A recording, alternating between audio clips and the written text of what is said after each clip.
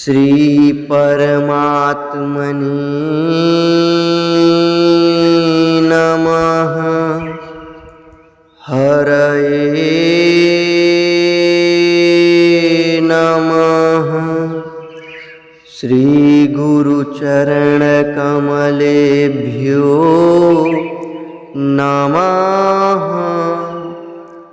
श्रीमद्भगवद गीता अथ तृतीयोऽध्यायः। श्लोक 26। न बुद्धिभेदं जनयेदज्ञानां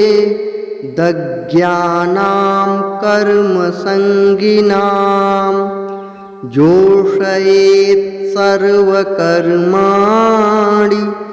विद्वान् युक्तः समाचरन्। न बुद्धिभेदं जनयेदज्ञानां कर्मसङ्गिनां जोषयेत् सर्वकर्माणि विद्वान् युक्तः समाचरन्।